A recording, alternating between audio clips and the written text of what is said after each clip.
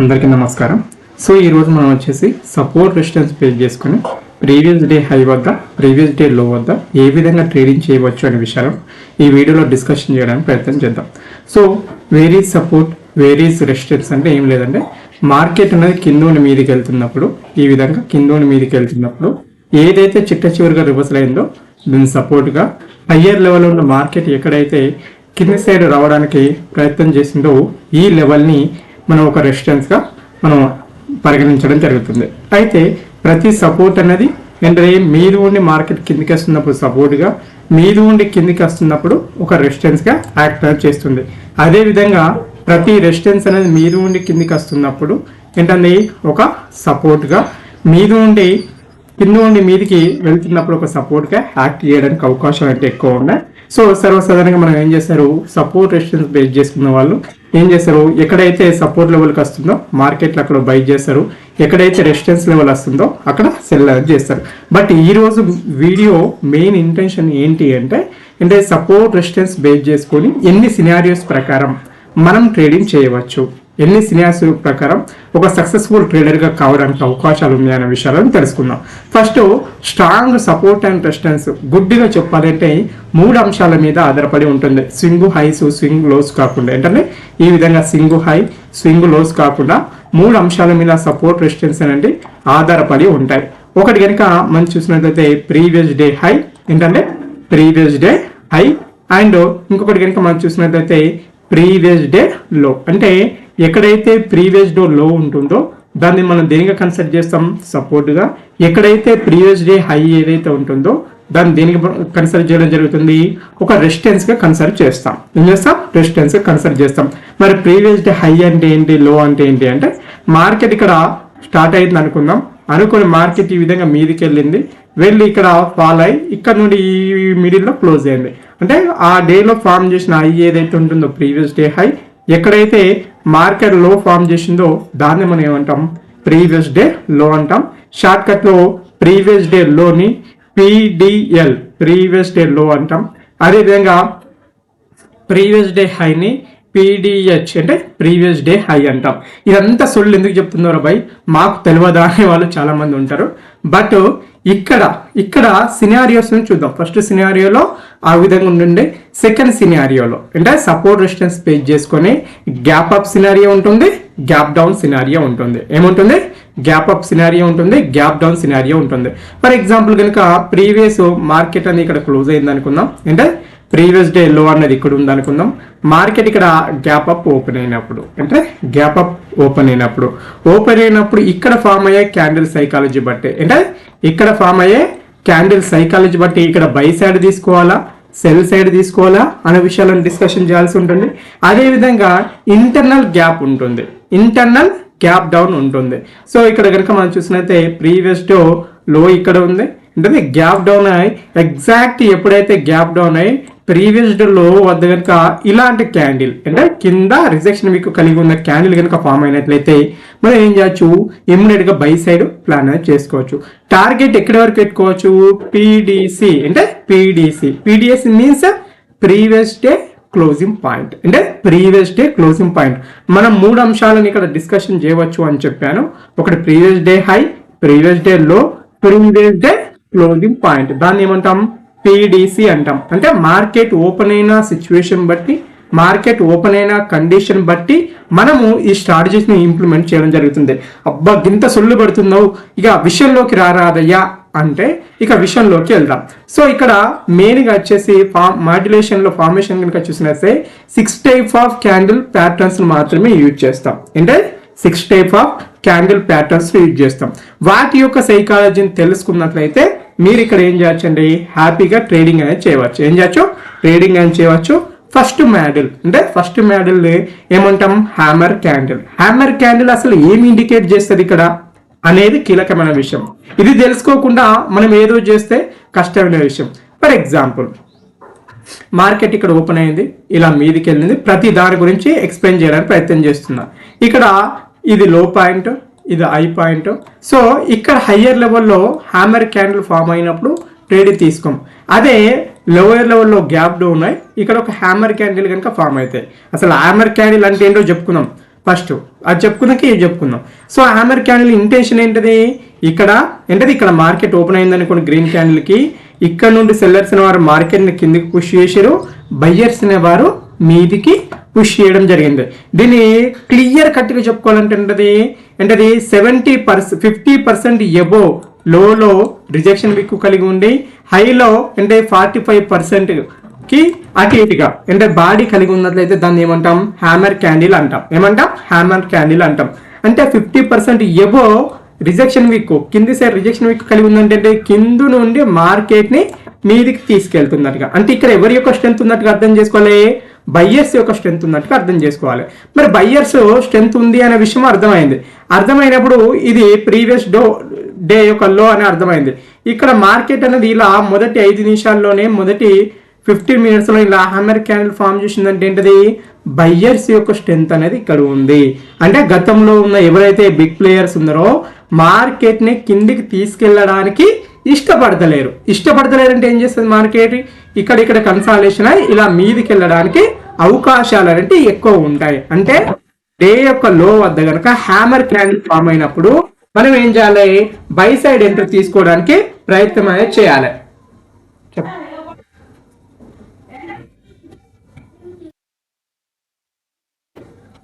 So hammer candle కి సంబంధించి ఏంటంటే మళ్ళీ చెప్తున్నాను, కొందరు 70% అంటారు, కానీ మనకేంటి బయ్యర్స్ యొక్క స్ట్రెంత్ ఏ విధంగా క్యాలిక్యులేట్ చేస్తాం, 50% ఎబో రిజెక్షన్ విక్. సో మీద రిజెక్షన్ విక్ అనేది మీది ఏదైతే ఉంటుందో 10% కంటే ఎక్కువ ఉన్నట్లయితే తీసుకోకూడదు. ఇక్కడ కనుక మనం చూసినట్లయితే ఏంటంటే మనం ఆల్రెడీ చెప్పుకుందాం, 50% ఎబో కనుక ఉన్నట్లయితే మీద రిజెక్షన్ విక్ అనేది ఎంతకు ఎక్కువ ఉండకూడదు, 10 to 15% కంటే ఎక్కువ ఉండకుండా ఈ విధంగా ఉన్నట్లయితే అంటే perfect hammer candle. Incorrect hammer candle కనుక మనం చూసినట్లయితే ఏంటది, ఇక్కడ 50% కంటే 10% కంటే ఎక్కువ ఉంది, ఇక్కడ బాడీ అనేది 50% కంటే తక్కువ ఉంది. సో ఇక్కడ కూడా రిజెక్షన్ విక్ అనేది కింద మీద ఉంది, ఇక్కడ కూడా కింద ఉంది, అందువల్ల ఇది ఏంటది వ్యాలిడ్ హ్యామర్ అనేది కాదు. Next inverted hammer. మనం ఇవరకు ఏం చెప్పుకుందాం, మార్కెట్లో ఈ విధంగా సస్టైన్ అయింది. ఇక్కడ ప్రీవియస్ డే హై వద్ద ప్రీవియస్ డే హై వద్ద కనుక ఇన్వర్టర్ హ్యామర్ ఫామ్ అయింది అనుకోండి, దీని యొక్క సైకాలజీ ఏంటది అంటే మార్కెట్లో సెల్లర్స్ అనేవారు ఇక్కడ ఉండే మార్కెట్ ఇట్లా మీదికి తీసుకెళ్ళారు, ఫైనల్గా సెల్లర్స్ అనేవారు బయ్యర్స్ అనేవారు మీదికి తీసుకెళ్తే సెల్లర్స్ అనేవారు కిందికి పుష్ చేసారు. దీని యొక్క సైకాలజీ ప్రకారం అంటే బయ్యర్స్ యొక్క స్ట్రెంత్ కంటే సెల్లర్స్ యొక్క స్ట్రెంత్ అనేది ఏముంది, డబుల్ ద టాప్ ఉంది, ఎక్కువ ఉన్నది. ఇక రూల్ ఏంటది, 50% కంటే ఎబో రిజెక్షన్ విక్ కలిగి ఉండాలి, కింద రిజెక్షన్ విక్ 10% కంటే ఎబో ఉండకూడదు. సో ఇది ఏంటది ఒక ఇన్వర్టెడ్ హ్యామర్. ఎప్పుడు యూజ్ చేయాలి, ప్రీవియస్ డే హై వద్ద యూజ్ చేయాలి. అండ్ ఆల్సో వీటిని ఎక్కడ యూజ్ చేయొచ్చు, ఇన్వర్టెడ్ హ్యామర్ని ఎక్కడ యూజ్ చేయొచ్చు, ప్రీవియస్ డే క్లోజింగ్ పాయింట్ వద్ద PDC వద్ద యూజ్ చేయవచ్చు. ఎప్పుడు యూజ్ చేయాలి అనే విషయాలను బిఫోర్ చార్ట్స్లలో ఎక్స్ప్లెయిన్ చేసుకోవడానికి ప్రయత్నం చేస్తున్నాం. సో ఇది వ్యాలిడ్, ఇక్కడ 10% కంటే తక్కువ ఉంది, ఇది వ్యాలిడ్. మరి ఇవి ఎందుకు ఇన్వాలిడ్ అయినాయి, కింద 10% కంటే ఎక్కువ రిజెక్షన్ విక్ ఉంది, ఇక్కడ 50% ఏముంది, బాడీని కలిగి ఉంది. ఈ రూల్ మర్చిపోకూడదు, బాడీని కలిగి ఉంటే ఇన్వాలిడ్, బాడీని కలిగి ఉంటే ఇన్వాలిడ్. సో ఇది ఇన్వాలిడ్ ఎందుకు, కింద రిజెక్షన్ విక్ ఉంది, కింద రిజెక్షన్ విక్ ఉంది. అండ్ ఆల్సో బుల్లిష్ ఎంగల్ఫిన్ క్యాండిల్, దీని యొక్క సైకాలజీ ఏంటది, కంప్లీట్గా సైకాలజీ ఏంటది, ఎక్కడైతే ఒక రెడ్ క్యాండిల్ ఫామ్ అవుతుందో అంటే సెల్లర్స్ యొక్క స్ట్రెంత్ అనేది చూపెట్టిందో, ప్రీవియస్ రెడ్ క్యాండిల్ ఫామ్ అవుతుందో కంప్లీట్ బాడీని మార్కెట్ కవర్ చేయాలి. కంప్లీట్ బాడీని కవర్ చేయాలంటే చాలామంది మిత్రులు ఏమనుకుంటారు, ఇక్కడ స్టార్ట్ అయింది, ఇక్కడ రెడ్ క్యాండిల్ కింద మీది కవర్ చేసి ఇక్కడ క్లోజ్ అయింది, ఇక్కడ సూపర్ అని అనుకుంటారు. అలా కాదు, కంప్లీట్ బాడీ మీన్స్ ఏంటది బిఫోర్ ఉన్న క్యాండిల్ యొక్క హై క్యాండిల్ యొక్క ఓపెన్ మరియు క్లోజ్ని కంప్లీట్గా కవర్ అనేది చేయాలి. కవర్ చేసి క్లోజ్ అయితే దాన్ని ఏమంటాం, బుల్లిష్ ఎంగల్ఫింగ్ అని అంటాం. దీని యొక్క ఉద్దేశం ఏంటిది, ఇక్కడ సెల్లర్స్ అనేవారు స్ట్రాంగ్ ఉంటే బయ్యర్స్ అనేవారు రెట్టింపు ఉత్సాహంతో ఇది క్యాండిల్ మొత్తాన్ని కూడా తీసుకెళ్ళడానికి ప్రయత్నం చేసిరు. ఇండైరెక్ట్గా దీని యొక్క సైకాలజీని కనుక మనం చూసినట్లు ఏంటది, ఇక్కడ సెల్లర్స్ అనేవారు క్లోజ్ చేసిరు, నెక్స్ట్ మార్కెట్ ఏమైంది లిటిల్ బిట్గా ఇంట్రాడేలో కింద క్లోజ్ అయింది, కింద ఓపెన్ అయింది, నెక్స్ట్ ఇమీడియట్గా కింద ఓపెన్ అవడంతో ఏం చేస్తారు, ఔత్సాహికులు అందరూ ఏం చేస్తారు, అబ్బాయి ఇక మార్కెట్ ఆగదని సెల్ సైడ్ కొట్టడానికి ప్రయత్నం చేస్తారు. బట్ ఈ సెల్లర్స్ని డామినేట్ చేసి ఇక్కడ నుండి అంటే సెల్లర్స్ యొక్క స్ట్రెంత్ను విరగొడుతూ మార్కెట్లో ఏం చేసారు, బై చేసిన వారు మీద క్లోజ్ చేసారు. సో ఈ ఫార్మేషన్ అనేది ప్రీవియస్ డే లో వద్ద ఓపెన్ అయినా, ప్రీవియస్ డే క్లోజింగ్ పాయింట్ వద్ద ఓపెన్ అయినా, ప్రీవియస్ డే అంటే లో వద్ద ఓపెన్ అయిన ఈ మూడు సందర్భాల్లో కూడా ఈ క్యాండిల్స్టిక్స్ని మనం యూజ్ అనేది చేయడం జరుగుతుంది. ఇక్కడ చూడండి ఇవటి ఎందుకు కరెక్ట్ అనే విషయాన్ని కనుక మనం చూసినట్లయితే ఏంటిది, ఎగ్జాక్ట్ రెడ్ క్యాండిల్ యొక్క లో కాడ రెడ్ క్యాండిల్ యొక్క క్లోజ్ పాయింట్ కాడ ఓపెన్ అయింది. సో ఇక్కడ నుండి ఇక్కడికి వచ్చి మీద క్లోజ్ అయింది. It is valid. మరి దీనికి రిజెక్షన్ విక్స్ తోటి ఏమైనా సంబంధం ఉందా అంటే సంబంధం లేదు.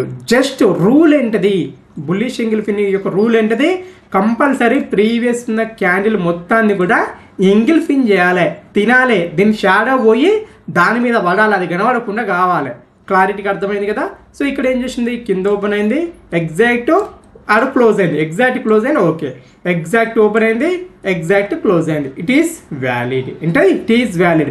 బట్ ఎప్పుడు ఇన్వాలిడ్ అవుతుంది అనే పాయింట్ గుర్తుంచుకోవాలి. అంటే ఒక రీటైలర్ అనేవాడు ఎక్కడ మిస్టేక్ చేస్తూ ఉంటాం, సైకలాజికల్గా క్యాండిల్ యొక్క స్ట్రెంత్ని ఐడెంటిఫై చేయడంలో మనం ఎక్కడ నష్టపోతాం అనే విషయాన్ని కనుక మనం చూసినట్లయితే ఇక్కడ ఏంటిది, ఈ రెడ్ క్యాండిల్ యొక్క ఓపెన్ మీద క్లోజ్ అయిందా, క్లోజ్ కాలే, అర్రే క్యాండిల్ ఫామ్ అయింది, కింద ఉండి అయిపోయింది, సూపర్ అనుకుంటారు, బట్ ఇన్వాలిడ్. ఎందుకు అర్థమైంది కదా.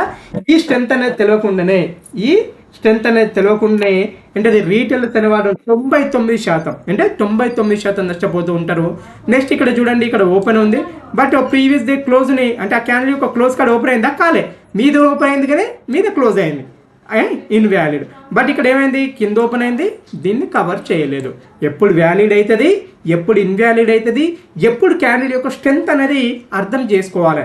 ఈ పాయింట్స్ అనేది ఇంపార్టెన్స్. సో బేరిష్ ఎంగిల్ ఫిన్కి ఏంటిది, క్వైట్ ఆపోజిట్. మనం బుల్లిష్ ఎంగిల్ ఫిన్కి చెప్పుకున్నానికి క్వైట్ ఆపోజిట్లో ఏంటిది, క్యాండిల్ మీద ఓపెన్ కావాలి, కింద క్లోజ్ కావాలి. అంటే ఇక్కడ ఒక క్యాండిల్ ఉంటే ఈ క్యాండిల్ మొత్తం కవర్ చేయాలి, నెక్స్ట్ క్యాండిల్ అనేది కంప్లీట్గా కవర్ చేయాలి. సో ఇక్కడ కనుక మనం చూసినట్లయితే ఏంటిది, క్యాండిల్ యొక్క హై నుండి ఏంటిది క్లోజ్ పాయింట్ నుండి ఓపెన్ పాయింట్ కంప్లీట్ కవర్ చేసి ఇట్ ఈస్ వ్యాలిడ్. దీని గురించి మళ్ళీ చెప్పి టైం వేస్ట్ చేసుకుంటే ఏమన్నా వస్తుందా, ఏమీ రాదు.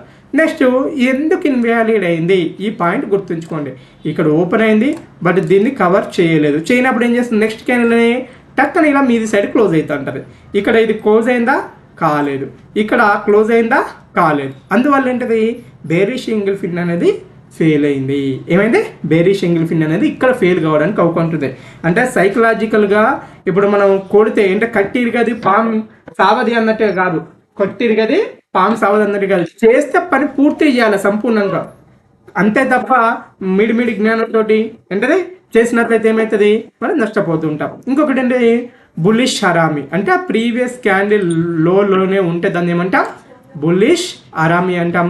ఇక్కడ సమ్ కరెక్ట్. ఎందుకు, ప్రీవియస్ క్యాండిల్ యొక్క హై టు లోలో ఒక క్యాండిల్ ఉండాలి, okay, it is good. Previous candle high to లోలో ఈ బాడీ అనేది ఉండాలి, ఈ బాడీ ఓకే, హై టు లోలో ఏముండాలి, బాడీ అనేది ఉండాలి. ఈ పాయింట్ గుర్తుంచుకోండి, ఇట్ ఈస్ గుడ్. అంటే ప్రీవియస్ హై టు లోలో ఈ బాడీ అనేది ఉండాలి. బిఫోర్ ఉన్న క్యాండిల్ ఏం కావాలి, తప్పనిసరిగా బేరిష్ క్యాండిల్ కావాలి. అంటే బేరిష్ క్యాండిల్ అయి నెక్స్ట్ క్యాండిల్ యొక్క కలర్ అనేది 99% ఏం కావాలి, సెకండ్ రూల్ గ్రీన్ క్యాండిలే కావాలి.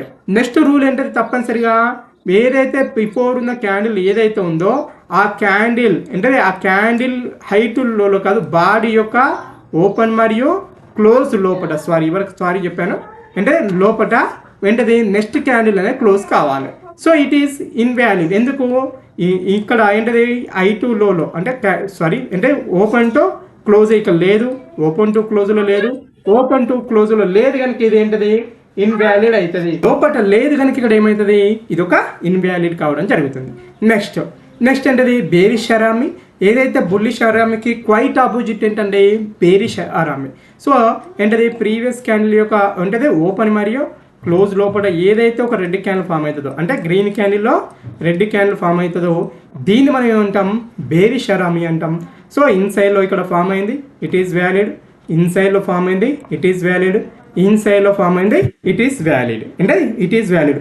ఒకవేళ ఈ క్యాండిల్ కనుక ఇట్లా క్లోజ్ అయినా, ఈ క్యాండిల్ ఇక్కడ నుండి క్లోజ్ అయినా, ఈ క్యాండిల్ ఇక్కడ నుండి ఓపెన్ అయ్యి క్లోజ్ అయినా ఏమవుతుంది, ఇన్వాలిడ్ అవుతుంది. ఫర్ ఎగ్జాంపుల్ ఇక్కడ చూడండి, మీద క్లోజ్ అయింది ఇన్వాలిడ్, మీద క్లోజ్ అయింది ఇన్వాలిడ్, మీద క్లోజ్ అయింది ఇన్వాలిడ్. ఈ సైకలాజికల్ విషయాలే అర్థం చేసుకోవాలి. సైకలాజికల్ విషయాలు అర్థం చేసుకోకుండా ఏం చేసినా గుండు సున్నే. మన ఇండియన్ మార్కెట్లో మొదటి 5 నిమిషాల క్యాండిల్ తర్వాత మీరు ఏ చార్ట్ చూసినా, అంటే జెరోదా చూసినా, మిగతా ఏ బ్రోకరేజ్ చార్ట్ చూసినా కూడా సేమ్గానే ఉంటుంది. ఒక మొదటి 5 నిమిషాల క్యాండిల్ ఉండదు. ఇక మరి ఎక్కడ ట్రేడ్ చేయాలి, ఎప్పుడు ట్రేడ్ చేయాలి అనేది కీలకమైన అంశం. So when to trade, okay, ఎట్లా చేయాలి? ఫస్ట్ ఏంటది, ప్రీవియస్ డే క్యాండిల్. అంటే ప్రీవియస్ డే క్యాండిల్ కాడికి వెళ్ళింది, మార్కెట్ ఒక సపోర్ట్ తీసుకుంది.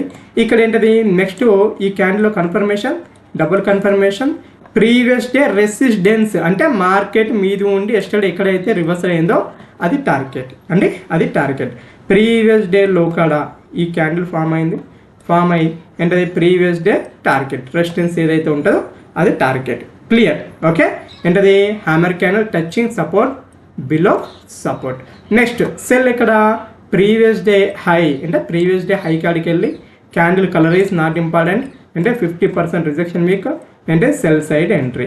So previous day support target, previous day resistance, అంటే ప్రీవియస్ డే సపోర్ట్స్, అంటే టార్గెట్. అంటే మార్కెట్ ఈ విధంగా వెళ్ళింది, ఇక్కడ ఓపెన్ అయింది, ఇలా రిజెక్షన్ వీక్ ఫామ్ అయింది, ప్రీవియస్ ఏదైతే సపోర్ట్ ఉందో అదే టార్గెట్, ఫస్ట్ టార్గెట్ అదే, అంటే టార్గెట్ అదే గుర్తుంచుకోండి, అంటే సెల్ అండ్ బై. నెక్స్ట్ ఇక్కడికి మనం చూసినట్లయితే బుల్లిష్ ఎంగిల్ ఫిన్, అంటే బుల్లిష్ ఎంగిల్ ఫిన్. ఇక్కడ ఏం చేసింది మార్కెట్, ఎగ్జాక్ట్ ఏం చేసింది, ప్రీవియస్ క్యాండిల్ కంప్లీట్గా సపోర్ట్ వద్దకు వెళ్ళి కంప్లీట్గా తీసుకుంది కనుక ఎంట్రీ, అంటే టార్గెట్. ఇక్కడ కూడా ఏం చేసింది, ఎంట్రీ టార్గెట్. ఎక్కడ, ప్రీవియస్ టు లో వద్ద కానీ ప్రీవియస్ డే క్లోజింగ్ పాయింట్ వద్ద కానీ. ఏంటది, హయ్యర్ లెవెల్లో ఎక్కడైతే ఏంటది, అంటే బేరిష్ ఎంగిల్ ఫిన్. సో నెక్స్ట్ లో అనేది టార్గెట్. ఇక్కడ ఏముంది, బేరిష్ ఎంగిల్ ఫిన్, నెక్స్ట్ లో అనేది టార్గెట్. సో ఇది చెప్పడానికి సింపుల్గా ఉండవచ్చు కానీ ఇట్ ఈస్ వర్క్ వెల్, అంటే చాలా వర్క్ అనేది వెల్గా ఫామ్ అవుతుంది. సో ఇక్కడ ఏంటది, అంటే సపోర్ట్, అంటే bullish harami support, bullish harami support and target reached, అంటే target reached. Next bearish harami ఏంటది, హయ్యర్ లెవెల్లో, అంటే హయ్యర్ లెవెల్లో ఇక్కడ ఫామ్ అయింది, సారీ ఇక్కడ ఇచ్చాను, ఇక్కడ ఫామ్ అయింది, అంటే ఎంట్రీ టార్గెట్, ఏంటది ఎంట్రీ టార్గెట్. క్లియర్గా అర్థమైందని భావిస్తున్నా. సో ఇదంతా కూడా ఏంటది, ఎక్కడ ఏం తీసుకోవాలి, ఎట్లా స్టాప్ లాస్ పెట్టాలి, ఎక్కడ టార్గెట్ పెట్టాలి అనేది ఇక్కడ మీకు ఇది అర్థమైంది కదా, ఇది చదువుకుంటే మీకు అర్థమవుతుంది. ఈ వీడియో కనుక మీకు నచ్చినట్లయితే లైక్ చేయండి, సబ్స్క్రైబ్ చేయండి, ఫ్రెండ్స్ అండ్ ఫ్యామిలీ మెంబర్కి షేర్ చేయండి. జై హింద్, శుభదినం.